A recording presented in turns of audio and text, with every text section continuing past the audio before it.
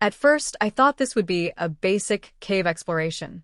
But now I was standing at the mouth of a dark hole, in the middle of a forest, led by someone I met 20 minutes ago. And he wanted me to go in.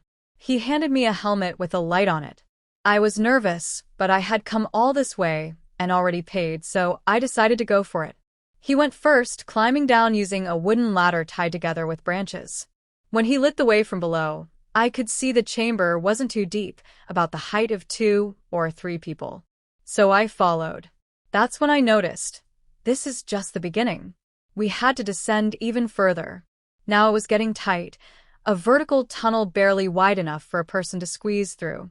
Not suitable for anyone overweight or uncomfortable with narrow spaces. Crawling through, I scraped myself against the rocks, squeezing into what felt like a stone pipe. Everything was damp and slippery, a mix of soil, rock, and moisture.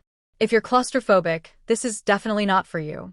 Once I got through that tight spot, I realized we were completely underground. No light, no reference point, just darkness. At least 10 to 20 feet beneath the surface now, I could only see with the helmet torch.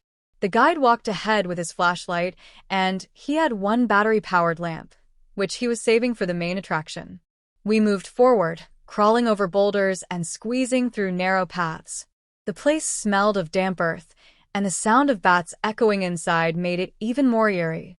I was struggling, nervous, and physically tense while the guide moved like a pro. The path wasn't straight. It involved climbing rocks, jumping down ledges, and crawling between cracks. It felt like almost half a kilometer of movement, all in complete darkness. Finally, we stopped. Still surrounded by blackness, the guide turned on his emergency lamp, and that's when I saw it. It was a summer night. The windows were all cracked open to let some air into the house, and through my parents' window, I heard the gate on one side of the house leading to the backyard opening. It opened in a very discreet, gentle-sounding way. I told this to my mom, and she kept telling me to just stay quiet, stay in their room, and keep the lights off. I said quietly into the phone, "What if he tries getting in through the den window?" My mom would tell me to just stop talking and wait for the police. She would continue talking into the phone, feeding me updates from the police and their ETA, reminding me also to not talk. I was starting to calm down just a bit when I heard the unmistakable sound of footsteps downstairs. Footsteps of someone inside the house, wandering around. I whispered this in a panic to my mom, and I heard her scream something into the other phone to the police. Probably something along the lines of, "The man is inside the house, hurry up." My mom told me to hide under the bed and wait there. For my 12-year-old self, it was the most horrific, unreal moment of my life. The only thing keeping me feeling relatively protected was the tiny little lock on my parents' bedroom door.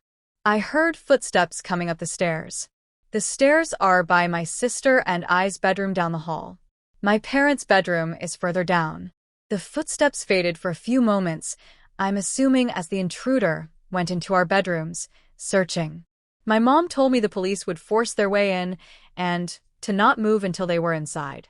I heard the footsteps in the hallway coming down this way until they got to the bedroom door, and then they tried pressing down the doorknob only to find it locked.